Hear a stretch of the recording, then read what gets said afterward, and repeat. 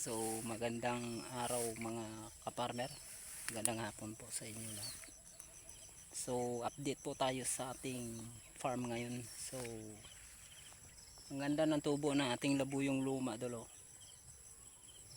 At saka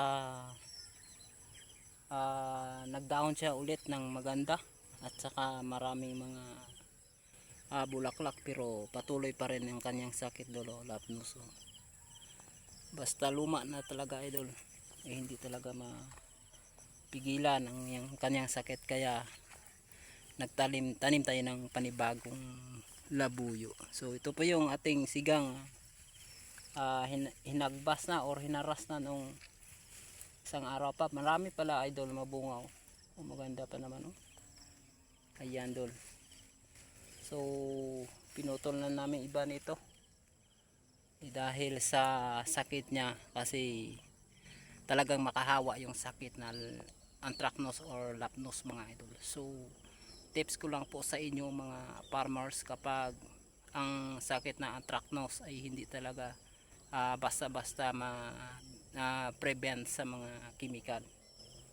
So mas mabuti pang umiwas na lang tayo sa mga pagtabi ng tulad nito kapag sili pa rin ang ating puluko. So maganda pang bunga dulo. Ayun, marami dulo. Kasi nilamigan ng panahon. So dyan ay pinutol na namin. So dito pa lang maraming bunga. Nagkakaig bunga yung dulo, kailang talagang nagpatuloy ang anthracnose. Ayan. So makita naman natin. So ginawa namin, pinutol namin iba dyan, tatlong linya yan pinutol at dinabukan para ma-prevent natin ang sakit ng anthracnose.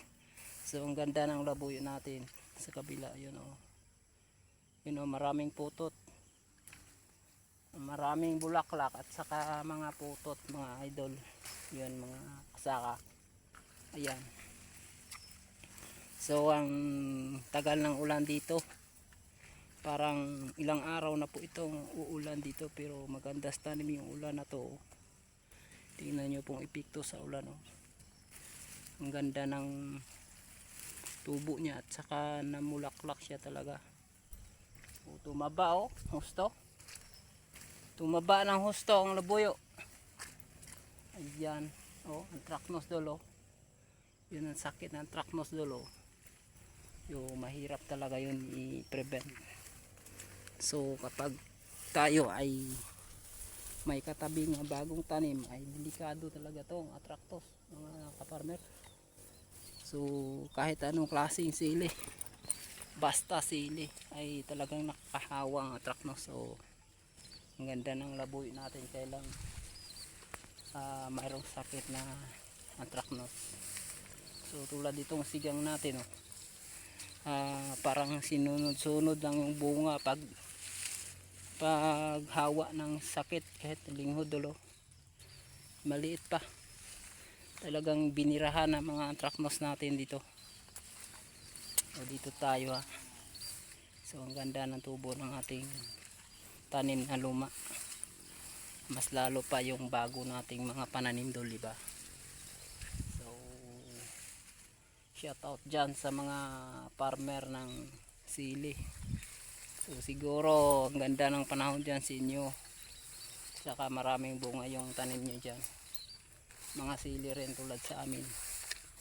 Yan, nagtatanim rin kami dito sa kabila mga idol, sa taas, kaya pinutol namin dito para ma-prevent ang sakit na anthracnose. Pinutol namin dito sa area na to kasi may bago kami dito nga sigang, ay baka malatnan sa sakit, kaya ang ginawa namin ay in-remove na namin yung dalawang ita. So ang ganda ang dami ng bunga ang ating pang sigang dolo,